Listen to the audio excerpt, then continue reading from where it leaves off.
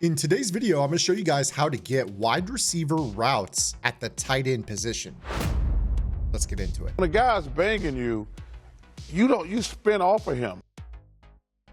Because if you can feel their body, come on. Points for Joker, only no.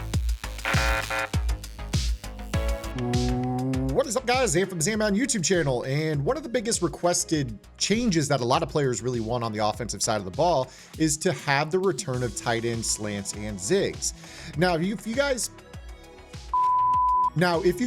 work at it, you can actually finagle the ability to use tight end slants and zigs, as well as wide receiver slot apprentice type routes and slot-o-matic type routes at the tight end position by using some packages that are going to allow you to audible from a 3 receiver set into a 2 tight end set.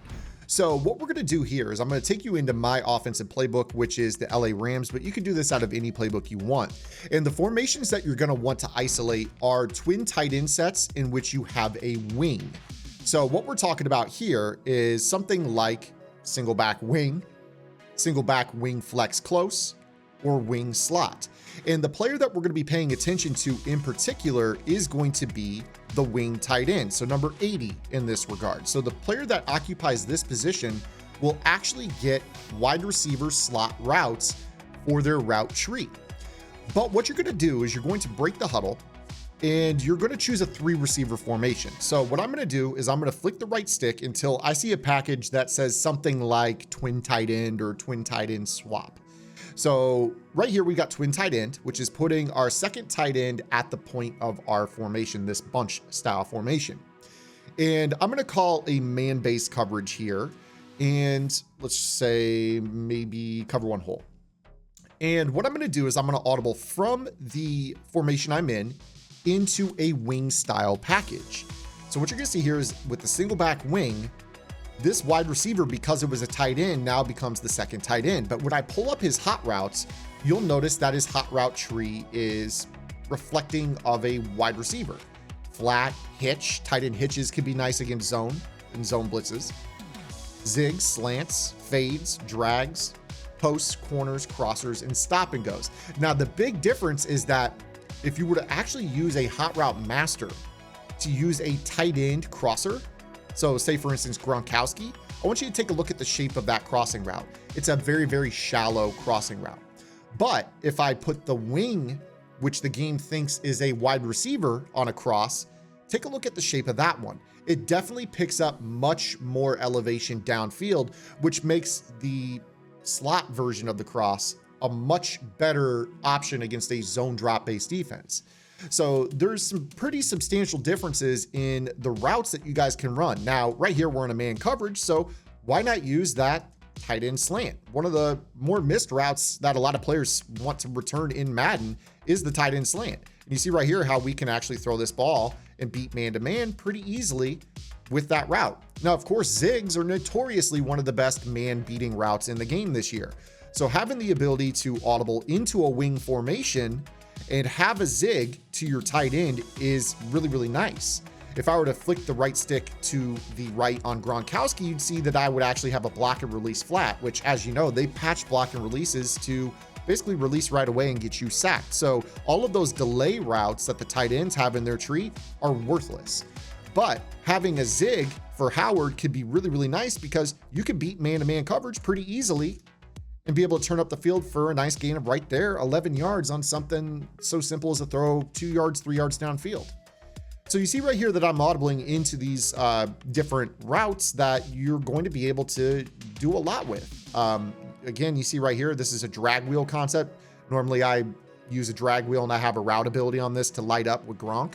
But here I can, instead of a delay zig, use a real zig and make this a much, much better route combination for us. So, you know, in something like this, I could actually go ahead and run maybe like a curl flat combo or whatever to the right side with that zig, and then really look for Gronk to work on that drag wheel. And if I feel like I don't have it, just throw my zig to the outside and pick up a nice game. In fact, right here, we were able to pick up a 1-play score. Again, because tight end zigs actually put you in a spot where you have a DB lined up on that tight end, and that is a load to tackle in the open field. But tight end zigs aren't a route that you can actually hot route too often. So Really, it's pretty tough to get that to work, but in this situation, you can. Again, with this, there's a lot that you could really do.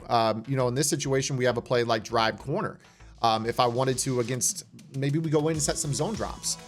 Going back and talking about that crossing route that gets more elevation, for instance. So let's say that on the defensive side of the ball, I set my flats to 30 and my opponent's in a cover 2 defense. Now let's back this up a little bit so I can show you what I mean. The ability to have this deeper crossing route for your tight end is huge because the shape of the crossing route is actually dictated by their route running ratings. A lot of tight ends don't hit, you know, the deeper or the 90 plus in some of these tiers to get different shaped crossing routes. So you could have a blocking tight end on the field that could never ever get the deep crossing route because their low route running is not good enough to give the shape of that route. But you could then say, okay, I'll use the wide receiver cross instead by using this little tip. That's what she said. Another route that a lot of players miss in their ace offenses or their tight ends in general is the fade. The fade is a route that a lot of players really would like to throw. Right now, as it currently stands, we only have a regular streak. Now, they actually made changes where fades don't really run that differently from streaks. There is a slight outside release, but sometimes that could be a big deal for you. So take, for instance, something like this. Maybe we wanted to run, you know, a little Ohio concept. So maybe I wanted to put B on an in route, motion him across, and then have some sort of wide flood. But maybe you want an opportunity to throw the fade down the right sideline if the opportunity presents itself. This fade can be pretty valuable if it gets outside leverage on this guy, allowing you to, you know, right there we got an under pressure and accurate, but sometimes there's those cover 2 bombs where those fades can actually beat the half on the right side of the field specifically. If you need an example, go run bunch, clear out SE option, and you'll see exactly what I'm talking about. Those fades, even though they're shaped a little bit differently, can sometimes with the tight end position get into a nice spot. Also, just in general, let's talk about the jetpack tip that we talked about the other day. You know, the ability to have a tight end fade that's going to get a nice little outside release to the right bumper can be really, really huge at getting yourself into a spot where you can then get that jetpack animation over the middle. Now you see right there, I can actually get that animation, turn back to the outside. So that kind of compiles the tip from earlier this week on jetpacking into a better tip. Now let's compare that to the same thing, but if we were to use a tight end streak.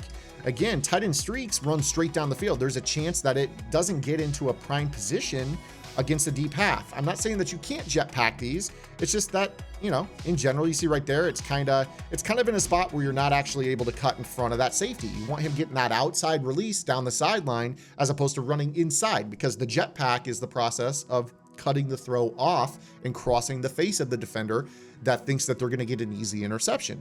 So the presence of this tip in the jetpacking realm that we talked about the other day is really, really big as well. So I hope that you guys liked today's video. Very, very simple tips, zigs, slants, different shaped routes, crossing routes are better. Stop and goes against man coverage. We didn't even talk about that, but really there's a lot that can benefit you when you run this style of approach. Obviously, this is a good tip for regs if you guys have a hot route master. It's a good tip in general, regardless, because you can get the slants and zigs without a hot route master. And obviously in MUT, you guys have a lot of talent at the tight end position from a receiving perspective that can go downfield and make some of these plays that I've shown you in this video. So I hope that you guys liked it. If you did, make sure you guys give it a thumbs up. We'll see you guys on Monday with our next video upload. Until then, this is Ann. Get in the lab and good luck.